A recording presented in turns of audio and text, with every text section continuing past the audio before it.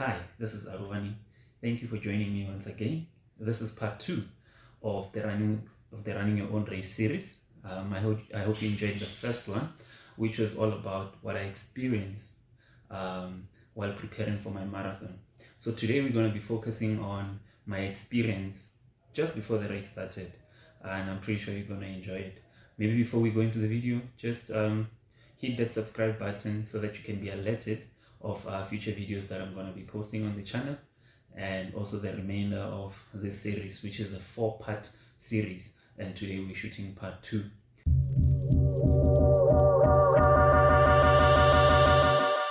Hey, so we are gonna have to finish the rest of our video selfie style. It's not all bad. I've had to compromise here and there just so that I can get this message to you guys. So moving right along, on the day of the marathon, on the day that now I had to go and run the race, I got there and realized that the environment at the marathon is actually different from the environment which I trained in. The differences that I picked up is the first one was that, first of all, like at the marathon, you were not allowed to run with earphones on. Now, during my practice sessions, during my training sessions, I trained all the time wearing headphones, listening to music. So this would mean that I'm gonna have to run the marathon without my music.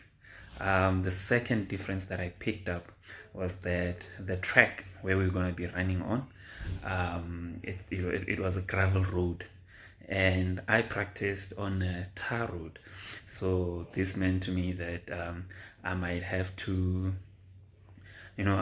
use a little more effort running on the gravel road because it's not as firm as the tar road. And then lastly, the other thing that I picked up was that at the marathon there was a whole lot of people that had joined. There were a lot of people that had joined to come and run the marathon. So during the time when I was practicing, I trained alone. So this was different now, having to run with everyone else that was around there.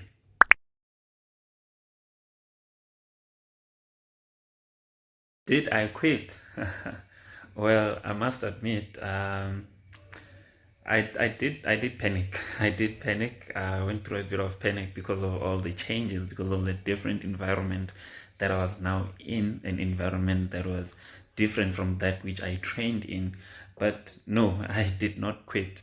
Instead, what I decided to do was I focused on my training. I decided to not, I decided to trust my training. um, I decided to believe in myself, you know. So what I did is I thought to myself, during my training, I ran 10 kilometers, and the race itself also required me to run 10 kilometers. And I knew that from my training, even after I had run 10 kilometers, I still had some energy left in me to keep going some more. So I took that and focused all my energy on that. And because of that, I actually started building some confidence in myself. You know, I actually started building some confidence, and yeah, I gathered up the courage to walk up to that starting line and attempt the race.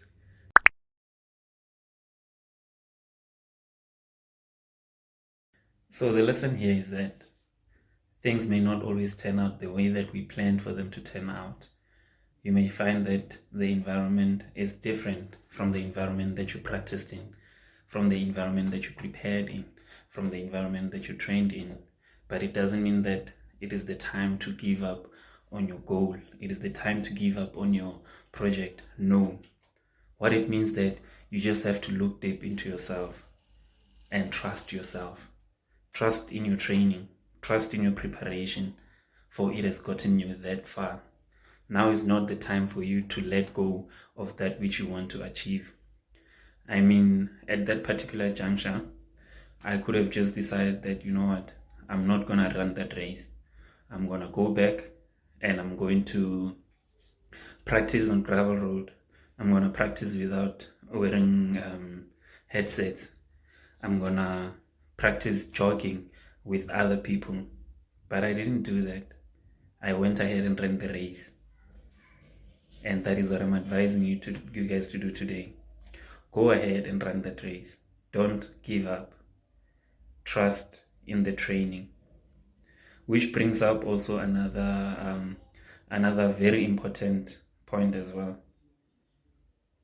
Without training, without practice, you won't really be well equipped to go out and to go out and complete that project, to go out and complete that which you want to do. So in everything that we want to do, we need to devote time to prepare ourselves. We need to devote time to increase our knowledge on that subject. We need to devote time to ensure that we are better at that skill. I mean, imagine showing up at that race and I had not practiced running. I may have been positive, I may have felt great, I may have been motivated, but the mere fact that if I hadn't taken time to actually go and practice, I was most probably not going to make it to the end of that race. So preparation is very important to me, and I think it's something that we need to take serious whenever we want to partake in a project. I hope you enjoyed part 2 of the series, and we'll be looking forward to part 3. So in part 3, we're going to go through my experience while I was running the race, during the actual race. It's going to be a nice one. I hope you're going to be joining me. And again, maybe before I call it a day, I'm just going to ask you again, if you haven't subscribed, go ahead and hit that subscribe button and join the community. Thank you.